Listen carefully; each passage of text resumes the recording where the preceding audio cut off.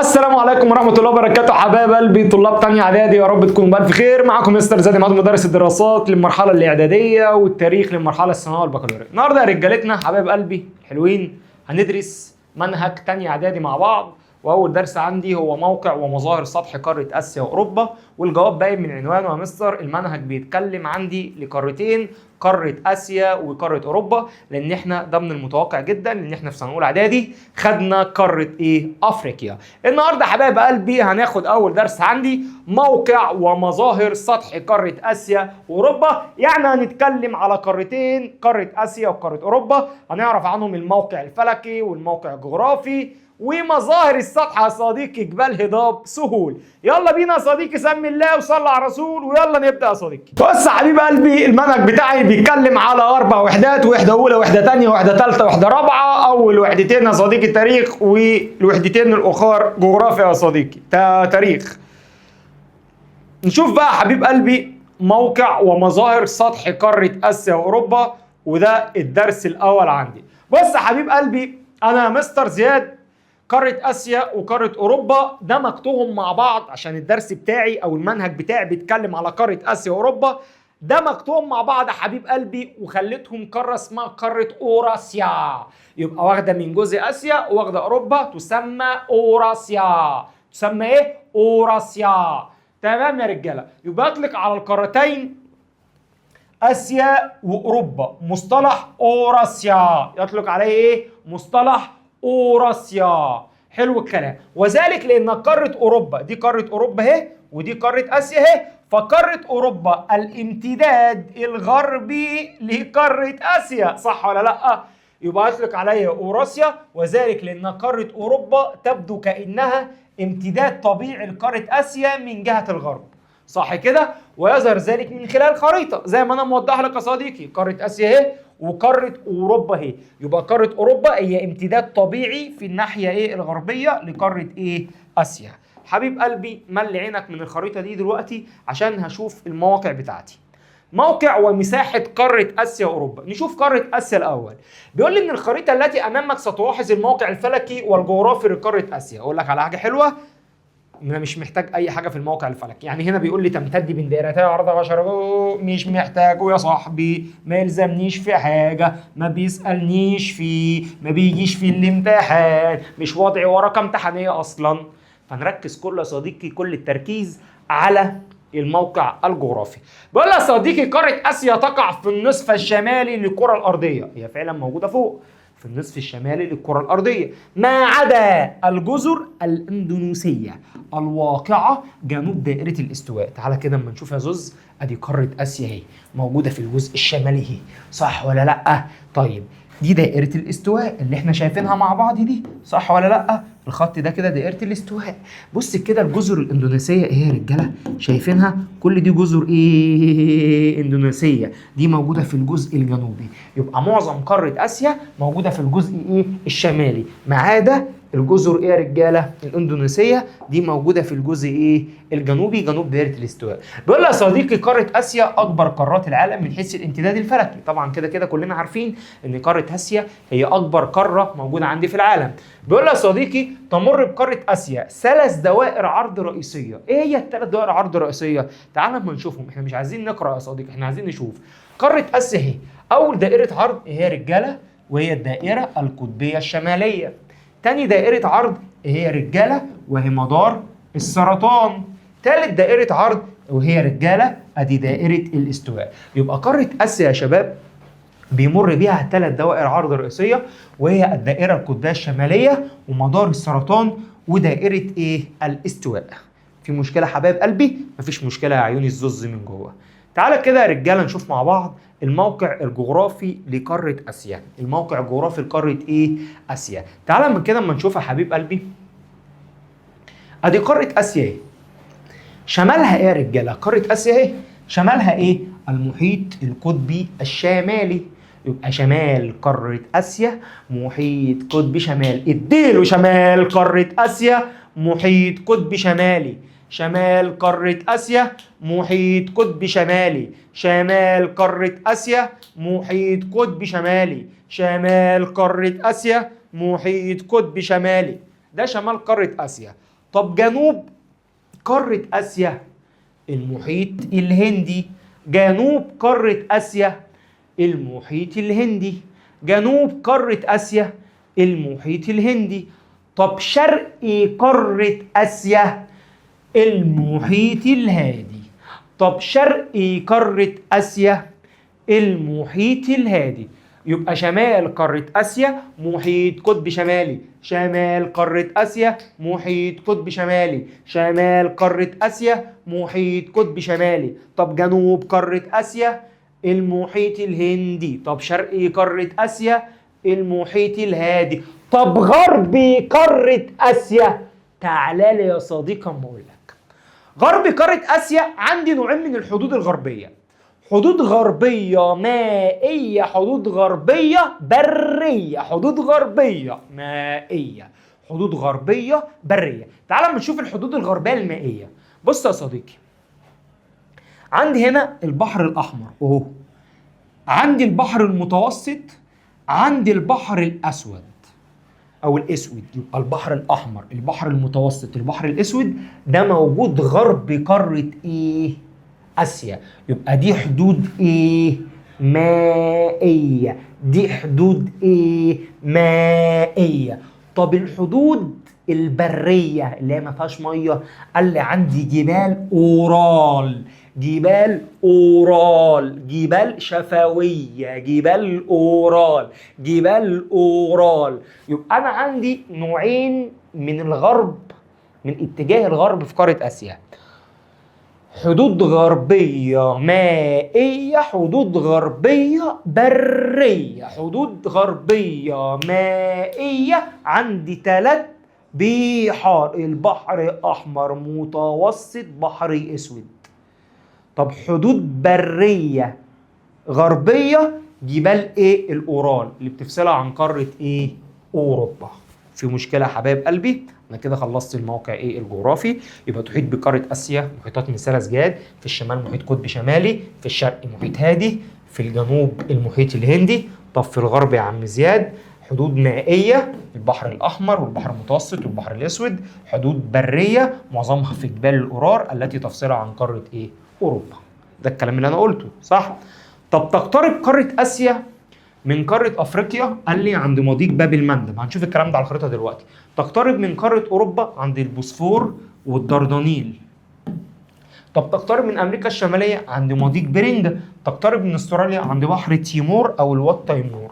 تعال نشوف كده مع بعض يا حبايب قلبي. أدي هي قارة آسيا اهي، وأدي قارة أوروبا اهي. تقترب آسيا من أوروبا منين؟ قال لي هو يا مستر مضيق البوسفور ومضيق الدردنيل. شايفينهم؟ يبقى قارة آسيا قريبة من أوروبا فين؟ من عند مضيق البوسفور ومضيق الدردنيل. طب قارة آسيا قريبة من أفريقيا من فين؟ من عند مضيق اهو باب المندب. من عند مضيق إيه؟ باب المندب. طب قارة آسيا قريبة من أمريكا الشمالية فين؟ من عند مضيق تسمى مضيق بيرنج. مضيق بيرنج، مضيق بيرنج. طب قارة آسيا قريبة من قارة استراليا فين؟ عند بحر تيمور. بحر تيمور، بحر تيمور، بحر تيمور، بحر تيمور، بحر تيمور، بحر تيمور. يبقى تاني، يبقى قارة آسيا قريبة من أوروبا عند مضيق البوسفور والدردنيل. طب قارة آسيا قريبة من أفريقيا عند مضيق باب المندب. طب قارة آسيا قريبة من استراليا عند بحر تيمور. بحر تيمور، بحر تيمور. طب قارة آسيا قريبة من أمريكا الشمالية عند مضيق بيرنج. بيرنج، بيرنج، بيرنج. في مشكلة يا رجالة؟ دنيا سهلة. صلي بينا على رسول الله يا رجالة. نخش بقى على المساحة. بيقول لي قارة آسيا أكبر قارات العالم من حيث المساحة، طبعا كلنا عارفينها، بلغت مساحتها حوالي 44.2 مليون، يعني 30%. مش عايز الأرقام دي كلها. تعال نشوف المهم بقى لقارة آسيا أهمية استراتيجية. أعلمك حاجة، أول ما يجي يقول لي لأي قارة أهمية استراتيجية اديله في المضايق. حلو الكلام يابا؟ يبقى لما يجي يقول لي الاهميه الاستراتيجيه، يعني ايه اهميه استراتيجيه اصلا يا مستر؟ هي الاهميه وقت الحرب والسلام والازمات. هي اهميه وقت الحرب والسلام والازمات. اهميه وقت الحرب والسلام والازمات. اهميه وقت الحرب والسلام والازمات. بقول يا صديقي الاهميه الاستراتيجيه لقاره اسيا يا حبيب قلبي تطل قاره اسيا على مسطحات مائيه مهمه، بالاضافه لاشرافها على ممرات ملاحيه ذات اهميه استراتيجيه كبيره زي مضيق باب المندب ومضيق هرمز ومضيق ايه؟ هرمز ومضيق ايه؟ هرمز. يبقى الاهميه الاستراتيجيه لقاره اسيا هتقول لي تطل على مسطحات مائيه مهمه وفيها مضايق تشرف على ممرات ملاحيه مهمه زي مضيق باب المندب ومضيق ايه؟ هرمز. حلو الكلام. عندي اهميه اقتصاديه. الله يا صديقي الاهميه الاقتصاديه دي بسبب موقعها الجغرافي. بسبب موقعها ايه؟ الجغرافي، لان تمثل قاره اسيا معبر رئيسي لطرق التجاره البريه والبحريه، لان انا عندي طريق التوابل وطريق الحليب، دي طرق قديمه كانوا بيستخدموها في التجاره، صح ولا لا؟ مثل طريق الحرير وطريق ايه؟ التوابل. وطريق ايه يا شباب؟ التوابل. طريق الحرير وطريق التوابل، تمام؟ كما مما ادى موقعها الفلكي الايه؟ في موقع فلكي متنوع، صح؟ طالما في موقع فلكي متنوع يبقى في مناخ متنوع. طالما في مناخ متنوع يبقى في نباتات متنوعه، في محاصيل متنوعه، في حيوانات متنوعه. يبقى تنوع الموقع الفلكي بيؤدي الى تنوع كل حاجه. في مشكله؟ يبقى تنوع الموقع الفلكي بيؤدي الى تنوع كل حاجه. تنوع مناخ ماشي، حلو الكلام، تنوع نباتات، تنوع محاصيل، تنوع حيوانات. يبقى كل التنوع الموقع الفلكي ده بيؤدي لتنوع ايه؟ كل حاجه. يبقى لو جه قال لي وضح الاهميه الاقتصاديه، اقول له يا مستر تنوع موقع فلكي فيها طرق، صح ولا لا؟ زي طريق التوابل، طريق الحرير، تنوع موقع فلكي، تنوع المناخ ادى لتنوع المحاصيل، تنوع النباتات، تنوع الحيوانات. اديله التنوع على طول. يجي يقول لي اهميه استراتيجيه، اديله في المضايق باب المندب وهرمز يا باشا، تشرف على طرق ملاحيه هامه يا باشا، صح ولا لا؟ نخش يا صديق الصدوق اهميه حضاريه ودينيه لقاره اسيا. ودي يا زوز اهميه حضاريه في قاره اسيا. اهميه حضاريه قال لي عندي ايه يا صاحبي؟ يلا يا صاحبي نقول مع بعض. عندي الحضاره ايه؟ الحضاره العراقيه، الحضاره اليمانيه، الحضاره الفينيقيه، الحضاره معايا الصينيه، والحضاره الهنديه، والحضاره الاسلاميه. يبقى انا عندي 6 حضارات في اسيا يا صديقي. يبقى لو جه قال لي وضح الاهميه الحضاريه لقاره اسيا، ارص له الحضارات يا صديقي. اقول له ايه؟ عندي الحضاره العراقيه، عندي الحضاره اليمانيه، عندي الحضاره الصينيه، عندي الحضاره الهنديه، عندي الحضاره الفينيقيه، عندي الحضاره الاسلاميه. يبقى قام في اسيا عديد من الحضارات العريقه مثل حضاره بلاد الرافدين اللي هي طبعا العراق، حضاره بلاد اليمن، الحضاره الفينيقيه دي يا رجاله اللي هي سوريا ولبنان. سوريا وايه يا رجاله؟ ولبنان. والحضاره الصينيه والحضاره الهنديه اضافه الى الحضاره ايه؟ الاسلاميه. في مشكله حبايب قلبي؟ طب نخش بقى على الاهميه الدينيه. ايه ده يا مستر؟ قارة آسيا لها أهمية دينية؟ أيوة قارة آسيا لها أهمية دينية. مش هي مهد للديانات السماوية الثلاثة؟ اليهودية المسيحية الإسلامية، اليهودية المسيحية الإسلامية. يبقى تاني يا مستر تعد آسيا مهد الديانات السماوية الثلاث، صح كده؟ يهودية ومسيحية وإسلامية. وتضم العديد من المواقع المقدسة ذات الأهمية الكبيرة: الكعبة المشرفة في مكة السعودية، كنيسة المهدي بفلسطين، مسجد الأقصى بفلسطين، مسجد قبة الصخرة في فلسطين برضه. يبقى مستر زياد لو جه قال لي أهمية حضارية أرص له الحضارات، لو جه قال لي أهمية دينية أديله الديانات والأماكن المقدسة اللي موجودين إيه فيها. في مشكلة يا رجالة؟ نخش بقى على قارة أوروبا. من الخريطة التي أمامك سنلاحظ الموقع الفلكي والجغرافي لقارة أوروبا. طيب قارة أوروبا يا رجالة، نشوف الموقع الفلكي، مش محتاجه في حاجه ومش محتاج الارقام في حاجه ومش موضع امتحان وما تصعدناش بيه بعد اذنك. بيقول لي تمتد قاره اوروبا باكملها في النصف الشمالي للكره الارضيه، ليه لما جيت قلت لك قاره اسيا كلها في المنطقه الشماليه ما عدا الاجزاء الجنوبيه؟ لان كان في جزر اندونيسيا. لكن قاره اوروبا كلها يا رجاله موجوده فين؟ موجوده فوق. موجوده فين؟ فوق. اوه في مشكله؟ كل اللي انت شايفه ده كده قاره اوروبا موجوده فوق. حلو الكلام يا اخواتي؟ طيب تمام. يبقى معظم يا مستر يجي يقول لي ما النتيجه المترتبه؟ تمتد قاره اوروبا باكملها في النصف الشمالي للكره الارضيه. ما النتائج المترتبه يا مستر؟ قال لي ادى الى وقوع معظم القاره في المنطقه المناخيه المعتدله الشماليه من الكره ايه؟ الارضيه. حلو الكلام؟ معايا في الحته دي. لما اوروبا تبقى كلها في المنطقه الشماليه يا رجاله، ايه اللي هيحصل يا عم زياد لو اوروبا كلها في المنطقه الشماليه؟ هتبقى يا مستر زياد اوروبا كلها في المناطق المعتدله الشماليه البارده اللي هي موجوده ايه؟ فوق. في مشكله يا اخواتي؟ تمام. يمر بقاره اوروبا دائره عرض رئيسيه وهي الدائره القطبيه الشماليه وخط جرينتش. وهي رجاله كده نشوف. قاره اوروبا يمتد بيها الدائره القطبيه الشماليه اهي، وخط يا اخواتي؟ وخط جرينتش. في مشكله؟ لكن قاره اسيا كان بيمر بيها 3 دوائر عرض قطبيه شماليه. تمام.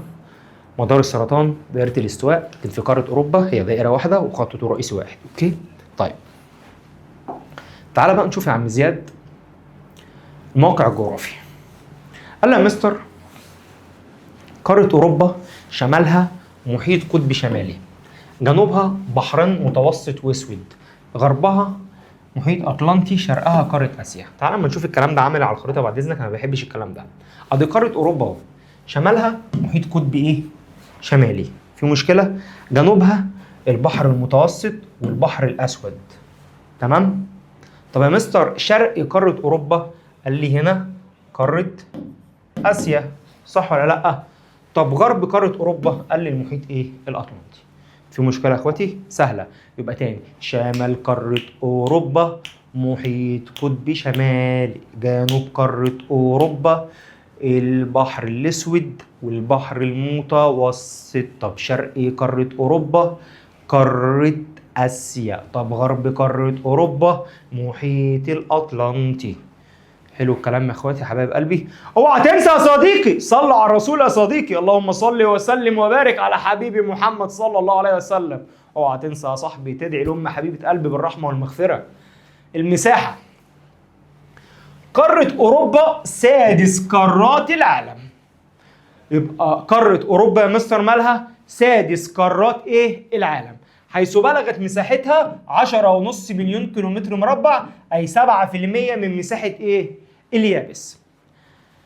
أهمية موقع قارة أوروبا يا مستر زياد، هي موقع أوروبا دي يا عم زياد مهم؟ هي أوروبا مهمة للدرجة دي؟ زي ما حضرتك جيت قلت لك أهمية موقع آسيا، لازم أجي أعرفك هنا برضه يا صديقي أهمية موقع قارة أوروبا. محدش أحسن من حد يا صديقي، بس أنا اتفقت معاك اتفاق، أول ما يجي يقول لي أهمية استراتيجية في أي حتة في الدنيا، وضح الأهمية الاستراتيجية لقارة ما، هتقول لي المضايق اللي موجودة في القارة دي. أنا جاي بسهلها عليك، دي ثوابت في الدراسات في منهج الاعدادي. يجي يقول لي وضح الاهميه الاستراتيجيه في اي قاره في الدنيا، هتقول لي المضايق او الممرات الملاحيه المهمه اللي موجوده في القاره دي. حلو الكلام. اهميه استراتيجيه تطل قاره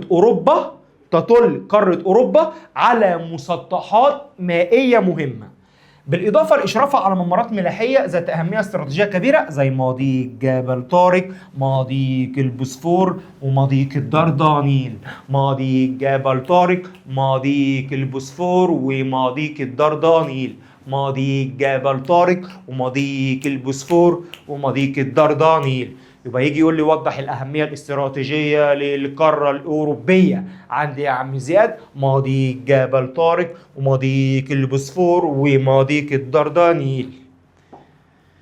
تمام يا أخويا؟ ركز كده معايا. طب نخش على الأهمية الاقتصادية. قال لي ساعد الموقع الجغرافي لقارة أوروبا على سهولة التواصل الاقتصادي بينها وبين باقي قارات العالم. يعني الموقع الجغرافي لموقع أوروبا حلو، فسهل سهولة التواصل لأنها من أحد قارات العالم القديم، صح ولا لأ؟ كما ساعد موقعها الفلكي على تنوع المناخ. النتيجة المترتبة، اتفقت معاك اتفاق، أي تنوع مناخ بيديلي تنوع في كل حاجة، صح؟ تنوع المناخ هيديني تنوع في ايه؟ هيديني تنوع في النباتات الطبيعيه، صح؟ هيديني تنوع في الحيوانات، صح؟ هيديني تنوع في المحاصيل الزراعيه، صح؟ والانشطه الاقتصاديه برضه هتتنوع، كل ده داخل القاره هيبقى متنوع، صح ولا لا يا رجاله؟ يبقى ما النتيجه المترتبه على تنوع المناخ في القاره الاوروبيه ادى لتنوع المحاصيل والنباتات والحيوانات والانشطه الاقتصاديه. في مشكله يا شباب؟ طيب نخش على الاهميه الحضاريه. مستر ايه ده وفي حضارات في اوروبا؟ اكيد طبعا في حضارات في اوروبا رجال. هترص له الحضارات زي ما جيت في اسيا ورصيت الحضارات بتاعت اسيا اللي هي اليمن والعراق وفينيقيا والصين والهند والاسلاميه، نفس الفكره برضه هرص الحضارات اللي هنا زي الحضاره الرومانيه والحضاره اليونانيه، الحضاره الرومانيه والحضاره اليونانيه.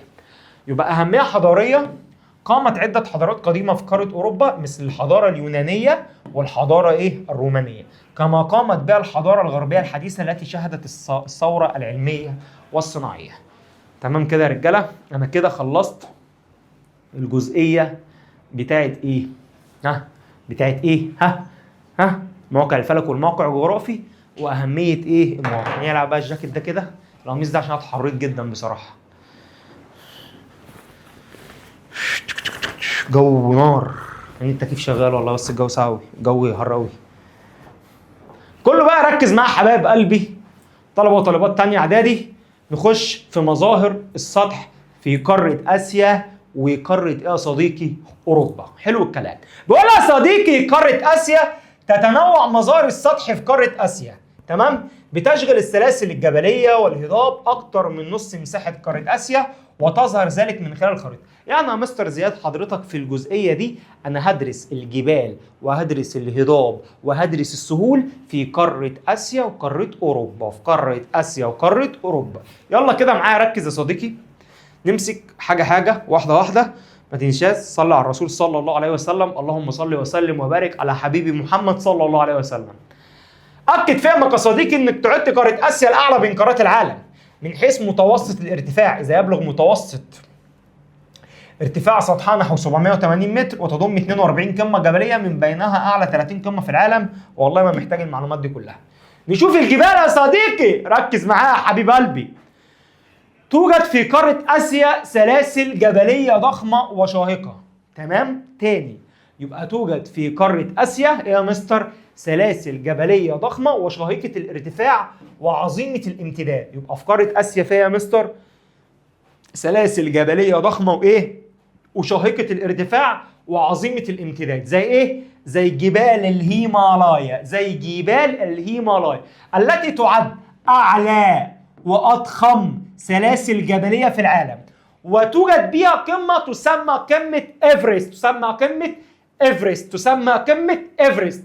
يبقى اعلى قمه جبليه في العالم هي جبال الهيمالايا موجوده في قاره اسيا، واعلى قمه فيها تسمى ايفرست. تسمى ايه؟ ايفرست. يبقى اعلى قمه جبليه في العالم جبال الهيمالايا موجوده في قاره اسيا، واعلى قمه جبليه فيها تسمى ايه يا رجاله؟ تسمى ايفرست. دي اعلى قمه جبليه طولها 8848 ايه؟ متر. الهضاب بس تعال نشوفها بس الاول كده، احنا هنكروت ولا ايه؟ ادي اهي جبال ايه؟ الهيمالايا، ودي القمه الجبليه اللي اسمها ايه؟ ايفرست. تمام يا رجاله؟ دي اعلى قمه جبليه في قاره اسيا. تعال اما نشوف بقى صديقي الهضاب. عندي يا صديقي 3 هضاب، عندي هضاب في وسط القاره، وعندي في جنوب القاره، وعندي في غرب القاره. تعال اما نشوف وسط القاره يا رجاله. انا عندي في قاره اسيا هضبه في نص القاره كده، هضبه تبته قوي، هضبه سمجه قوي، هضبه دمها تقيل، تبته، هضبه تبته ودمها تقيل قوي، دمها سم يلطش، اسمها هضبه التبت. اسمها هضبه ايه؟ التبت. اسمها هضبه ايه؟ التبت. هضبه ايه؟ التبت، هضبه تبته. يبقى الهضبه اللي موجوده في وسط القاره في قاره اسيا تسمى هضبه التبت، تسمى هضبه التبت. اعلى هضاب العالم. ما النتائج المترتبه ان هي هضبه اعلى هضبه في العالم كله يا مستر؟ النتيجه المترتبه العلماء سموها ان هي سقف العالم. يبقى هضبه تبته ورخمه وسمجه موجوده في وسط القاره، اعلى هضبه في العالم، النتيجه المترتبه على جمدانها وعلوها قوي ده تسمى هضبه سقف العالم. لذا تعرف باسم سقف ايه؟ العالم. طب عندي هضبة في جنوب القارة اسمها هضبة الدكن. اسمها هضبة ايه؟ الدكن. هي اسمائها غريبة شوية. هضبة ايه؟ الدكن. فين يا عمي؟ قال لي دي تشغل معظم الجزء الجنوبي من الهند. موجودة تشغل فين يا مستر؟ في الجزء الجنوبي من الهند. هوريكم كل الكلام ده على الخريطة. طب غرب القارة فيها هضبة اسمها هضبة شبه الجزيرة العربية. هضبة شبه الجزيرة ايه؟ العربية. تعالى نوريها لكم كده يا رجالة. بسم الله الرحمن الرحيم. انا جيت قلت لك الهضبه السمجه التبته الرخمه دي اسمها هضبه ايه؟ التبت. هضبه ايه؟ التبت. ايه موجوده في وسط القاره. شايفينها؟ هضبه ايه؟ التبت. مش عارف شايفين كده ولا لا، بس انا هقرب تاني عشان اجيبها لكم. ايه يا رجاله؟ هضبه ايه؟ التبت. هضبه ايه؟ التبت. دي هضبه سمجه ورخمه ودمها تقيل اسمها هضبه التبت. موجوده في وسط قاره اسيا. ايه يا رجاله؟ تمام؟ طب ايه الهضبة التانية اللي موجودة في جنوب اسيا وقريبة من الهند؟ هضبة الدكن. هضبة ايه؟ الدكن. موجودة في المثلث بتاع دولة الهند يا رجالة. شايفينها؟ هضبة ايه؟ الدكن. هضبة ايه يا رجالة؟ الدكن. موجودة في جنوب القارة. طب عندي هضبة تانية؟ قال لي قال لي عندي هضبة شبه الجزيرة العربية. هضبة شبه الجزيرة ايه؟ العربية. ودي موجودة في غرب القارة. ودي موجودة في غرب ايه؟ القارة. في مشكلة؟ يبقى الهضبة التبتة بنت التبتة السمجة اللي دمها يلطش موجودة في وسط القارة ايه؟ اسمها هضبة التبت. وتعرف بايه؟ باسم سقف العالم. تعرف باسم سقف ايه؟ العالم. وعندي هضبة الدكن ايه؟ موجودة في جنوب القارة قريبة من الهند. موجودة في جنوب القارة. وعندي الهضبة الغربية هي هضبة شبه الجزيرة العربية موجودة في غرب قارة ايه؟ اسيا. اوعى تنسى ان اعلى قمة جبلية من حيث الجبال في العالم هي جبال الهيمالايا، وقمة ايفرست 8848 يا معلم طولها. تمام؟ في مشكلة؟ دي الجبال والهضاب اللي في اسيا يا اخواتي. نصغر. نخش بقى على السهول يا اخواتي. تتنوع السهول في قارة اسيا.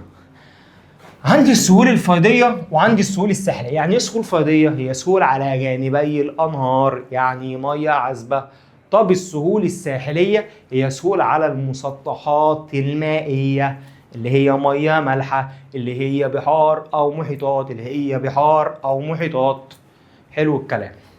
نخش بقى حبايب قلبي على السهول الفيضية. دلوقتي حبايب قلبي هنتكلم على السهول الفيضية في قارة آسيا. السهول الفيضية يا صديقي في قارة ايه يا صديقي؟ آسيا.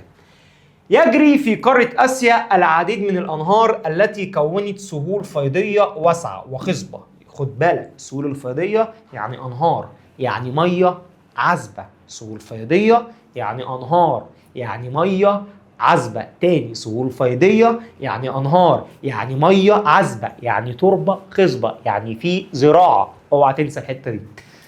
ايه السهول الفيضية يا حبيب قلبي؟ اخويا الصغير وربنا. السهول الشمالية عندي سهول تسمى اسمها سهول سيبيريا. سهول شمالية تسمى فيها سهول ايه؟ سيبيريا. يبقى السهول الشمالية سهول سيبيريا. حلو الكلام. تجري فيها عدة أنهار. أوب، يانسي، لينا.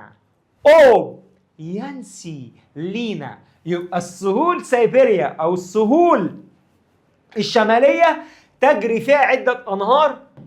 أوب، يانسي، لينا. خد بالك بقى، دي بتفقد أهميتها في الشتاء. ليه؟ لأنها تتجمد مياه في فصل إيه؟ الشتاء. يبقى السهول الشمالية في قارة آسيا هي سهول سيبيريا تجري فيها أنهار. أوب، يانسي، لينا. أوب، يانسي، لينا.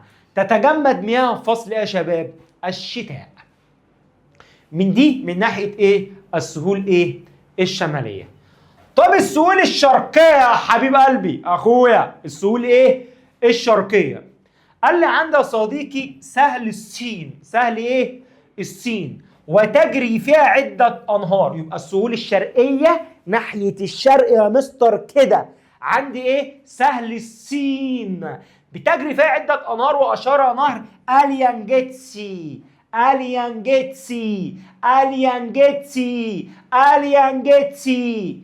يبقى السهول الشرقية عندي سهل السين وتجري فيها عدة أنهار أشهرها اليانجيتسي. أشهرها إيه؟ اليانجيتسي. أطول أنهار قارة آسيا. خد بالك إن نهر اليانجيتسي أطول أنهار قارة آسيا. نهر اليانجيتسي أطول أنهار قارة آسيا. والثالث عالميا وسهل منشوريا ويجري فيها نهر أمور. يجري فيها نهر إيه؟ أمور أو نهر أمور. أوكي يا رجالة؟ يبقى تاني، يبقى أنا عندي السهول الشمالية اللي هي سهول سيبيريا تجري فيها أنهار أو بيانسيلينا تتجمد في الشتاء ملهاش أهمية. طب السهول الشرقية عندي سهل السين وتجري فيها أنهار اللي هي اليانجيتسي. أكبر أنهار آسيا وأطول أنهار آسيا والثالث عالميا. وعندي سهل منشوريا ويجري فيها نهر أمور. حلو الكلام يا رجالة. تعالى اما نشوفهم كده على الخريطة. بسم الله الرحمن الرحيم. عندنا الصديق السهول سيبيريا اللي هي السهول الشمالية بيجري فيها أنهار أوبيانسيلينا. تفقد أهميتها في الشتاء بسبب إنها محيط قطبي شمالي فوق أصلا. حلو الكلام. طب عندي السهول الشرقية يا صديقي عندي سهل السين بتجري في نهر اليانجيتسي، صح ولا لا؟ أطول أنهار قارة آسيا. وعندي سهل منشوريا يجري فيه نهر إيه؟ مستر الزوز، نهر أمور. نهر إيه؟ أمور. في مشكلة يا حبايب قلبي؟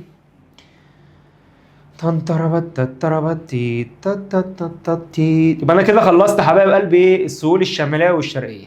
نخش بقى على السهول الغربية ودي سهلة. عندي السهول الغربية سهول نهر دجلة والفرات، والسهول الجنوبية سهول نهر السند. يبقى أنا أهو السهول الغربية سهول نهري دجلة والفرات، السهول الجنوبية سهول نهر إيه؟ السند. تعال نشوفهم.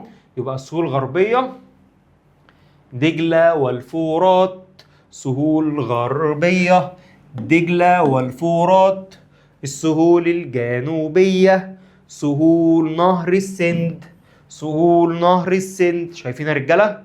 تمام. يبقى أنا كده خلصت يا إخواتي السهول الفيضية. نخش حبيب قلبي على السهول الساحلية وركز معايا يا صديقي، اوعى تنام مني، وورقتك الجميلة، كوباية الشاي، وملزمتك اللي هتلاقيها في الديسكريبشن تحت. تأتي قارة آسيا في المرتبة الأولى بين قارات العالم من حيث طول سواحلها، بما تفسر بسبب اتساع مساحتها وكثرة الخلجان والأذرع المائية. وكثرة الخلجان والأذرع إيه؟ المائية. في مشكلة يا صديقي؟ يبقى تاني، تأتي قارة آسيا في المرتبة الأولى بين قارات العالم من حيث طول سواحلها، بما تفسر بسبب اتساع مساحتها وكثرة الخلجان فيها والأذرع إيه؟ المائية. تعال يا صديقي نشوف بقى تتميز السهول الساحلية بقارة آسيا بإيه؟ قال يا صاحبي بيختلف اتساع هذه السهول من منطقة لأخرى، يعني في منطقة تلاقيها واسعة وفي منطقة تلاقيها ضيقة، بتختلف من مكان لمكان تبع الاقتراب أو ابتعاد المرتفعات من المسطحات المائية. يعني حضرتك لو السهل ده قريب من جبل فأكيد هيبقى ضيق، صح؟ طب لو السهل ده بعيد عن الجبل أكيد هيبقى واسع، صح ولا لا؟ على حسب اقتراب وابتعاد إيه؟ الجبال. يوجد بالقرب من سواحل قارة آسيا عدد كبير من الجزر زي جزيرة سريلانكا. جزيرة سريلانكا موجودة في جنوب الهند. جزيرة سريلانكا موجودة في إيه؟ في جنوب إيه؟ الهند. جزيرة سريلانكا موجودة في جنوب الهند وبتيجي في الامتحانات. ركز معايا. يبقى عندي جزيرة إيه في آسيا؟ جزيرة سريلانكا موجودة في جنوب الهند وبتيجي في الامتحانات. يوجد العديد من الجزر المتجاورة وتسمى بالأرخبيل. يعني ايه كلمة أرخبيل؟ أرخبيل هي مجموعة من الجزر. أرخبيل هي مجموعة من الجزر. تكعبل يا صديقي.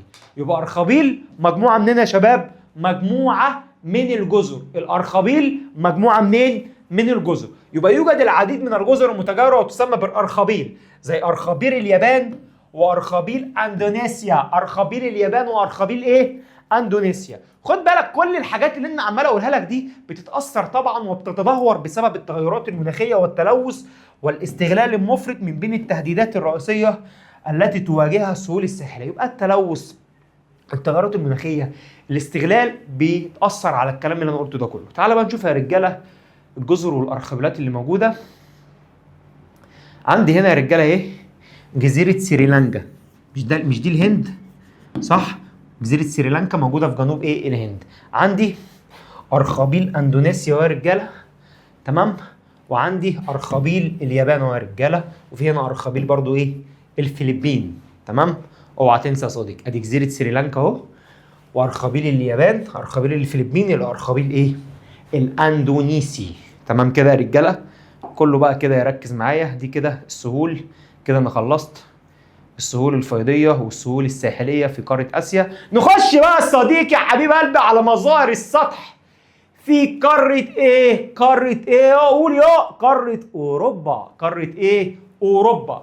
بيقول يا صديقي تتنوع مظاهر السطح في قارة أوروبا، فالجزء الشمالي من قارة أوروبا مكون من السهول المنبسطة المستوية يعني التي ينتشر بها بعض التلال والهضاب قليلة الارتفاع.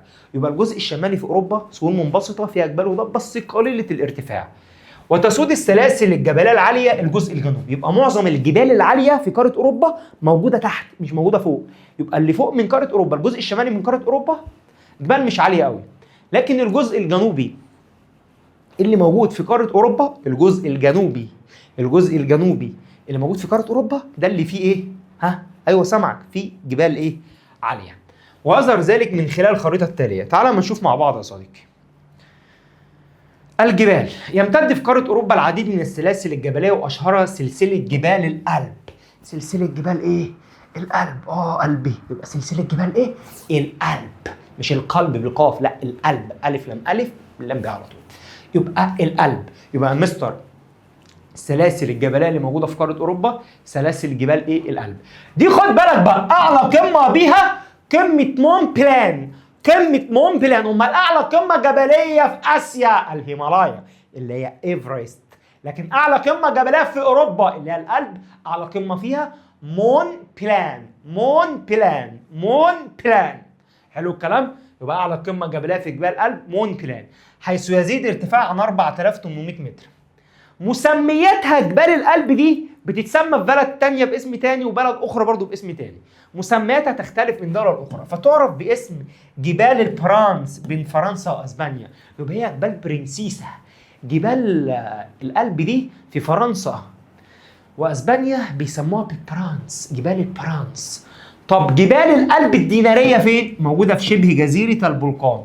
موجودة في شبه جزيرة ايه؟ البلقان. تاني يا رجالة، يبقى جبال الألب موجودة في أوروبا. جبال الألب موجودة في أوروبا. أعلى قمة مون بلان. أعلى قمة مون بلان. طب بتتسمى ايه يا مستر في فرنسا واسبانيا؟ جبال البرانس. طب بتتسمى ايه في شبه جزيرة البلقان؟ جبال الألب الدينارية. جبال الألب الدينارية. وشك في الحيط وافاك مفترية. كله يركز معايا يا رجاله. فين يا عم زياد؟ فين يا مستر جبال الألب يا مستر؟ صلي بينا على الرسول يا رجاله. بيقول لها مستر ادي دي جبال البرانس اللي هي اساسها جبال الألب، صح كده؟ بس ما بين فرنسا وما بين اسبانيا. ايه جبال الألب يا رجاله؟ ودي جبال البرانس ودي جبال الألب الديناريه اللي في شبه جزيره البلقان. جبال البرانس وجبال الألب الديناريه هي جبال الألب، بس هي بمسميات تانية في شبه جزيرة البلقان اللي هي جبال الألب الدينارية، وبمسميات تانية من فرنسا وأسبانيا جبال إيه؟ البرانس. نشوف بقى شباب الهضاب اللي موجودة في قارة أوروبا. يوجد عدد قليل من الهضاب مختلفة المساحة، منها هضبة الميزيتا وهضبة فرنسا الوسطى. هضبة الميزيتا موجودة في أسبانيا، وهضبة فرنسا الوسطى موجودة في فرنسا. فين هضبة الميزيتا؟ هضبة الميزيتا هي يا رجالة. حلو الكلام؟ هضبة الميزيتا اهي. حلو الكلام؟ وهضبة فرنسا الوسطى موجودة يا رجالة. تمام يا رجالة؟ يبقى تاني يا رجالة، راجع لي يا مستر على جبال قارة آسيا، قارة أوروبا وهضاب قارة أوروبا. عندي جبال قارة أوروبا يا عم زياد، عندي جبال الألب أعلى قمة فيها تسمى مون بلان. جبال الألب دي بتتسمى بمسميات تانية بين فرنسا وأسبانيا. بسميها إيه يا عم زياد؟ بسميها جبال البرانس. هي رجالة دي مكانها ما بين فرنسا وأسبانيا. وبسميها باسم تاني جبال إيه يا مستر؟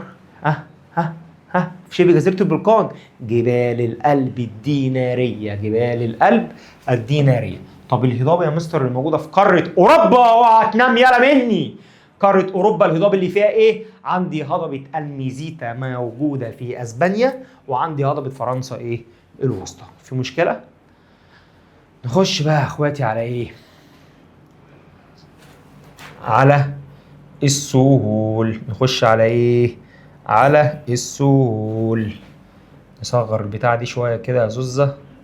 اصغري بقى، ما تبقيش تبتة بقى، اصغري بقى. ايوه كده. نخش بقى على السهول. بقول يا صديقي السهول تتنوع السهول في قارة اوروبا.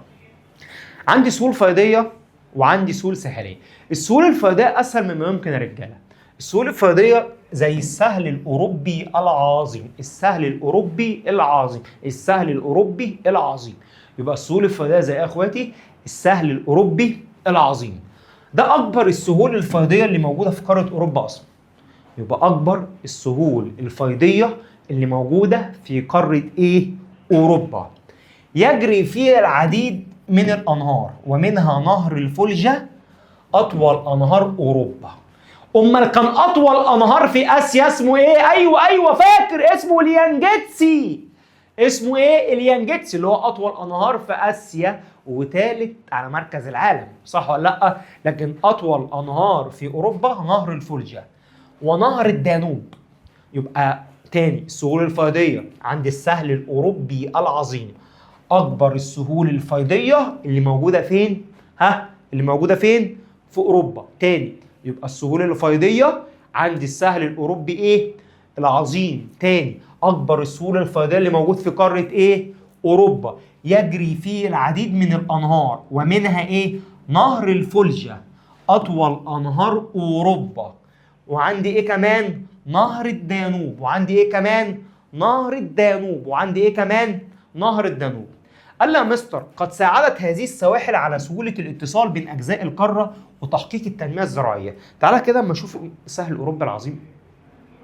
هو يا رجالة هو سهل كبير جدا، واخدين بالكم منه؟ السهل الأوروبي ايه؟ العظيم. السهل الأوروبي يا رجالة العظيم. معايا؟ ادي نهر الدانوب اهو يا اخواتي. نهر الدانوب، كل ده نهر الدانوب. وادي نهر الفولجا اهو. تمام؟ بيصبوا فين؟ في قزوين. واخدين بالكم؟ ادي السهل الاوروبي العظيم. اوعوا تنسوا ان السهل الاوروبي العظيم ده تربته ايه؟ خصبه صالحه للزراعه. تربه خصبه صالحه لايه يا اخواتي؟ للزراعه. تمام؟ السهول الساحليه يا حبيب قلبي بقى يختلف اتساعها من مكان الى اخر. يبقى واسعه في مكان وضيقه في مكان، وده نتيجه اقتراب او ابتعاد ايه؟ الجبال. تتميز سواحل قاره اوروبا بكثره التعاريج ما النتائج المترتبه ساعد على قيام عديد من الموانئ الطبيعيه. تمام؟ تاني تتميز سواحل قاره اوروبا بكثره ايه؟ التعاريج. تاني تتميز سواحل قاره اوروبا بكثره التعريج. النتيجه المترتبه طالما في تعريج كتير قوي على السواحل يا مستر ايه اللي هيحصل؟ ده هيعمل لي مواني، هيعمل لي مواني كتير قوي تمشي فيها السفن. تمام؟ وتعد التغيرات المناخيه والتلوث والاستغلال المفرط بين التهديدات الرئيسيه التي تواجه السهول الساحليه. يبقى يجي يقول لي ما هي الاخطار اللي بتواجه السهول الساحليه يا عم زياد؟ اقول له التغيرات المناخيه. اقول له التغيرات ايه؟ المناخيه والاستغلال المفرط. زي ما الحاجات دي كانت برضو بتعاني منها في قاره اسيا. التغيرات المناخيه والاستغلال المفرط دي تهديدات رئيسيه بتواجهها السهول ايه؟ الساحليه في قاره ايه يا اخواتي؟ اوروبا. وبكده حبايب قلبي اكون خلصت اول درس موقع قاره اسيا واوروبا ومظاهر سطحها في منهج تانية اعداد. حبايب قلبي اوعوا تنسوا اصدقائي تعملوا سبسكرايب للقناه وتفعلوا زر الجرس ولايك وشير للفيديو لاصدقائك كلكم حبيب قلبي عشان اعرف اكمل باذن الله. اوعى تنسى يا صديقي تصلي على النبي. اوعى تنسى يا صديقي تترحم على امي حبيبه قلبي بالرحمه والمغفره. السلام عليكم ورحمه الله وبركاته.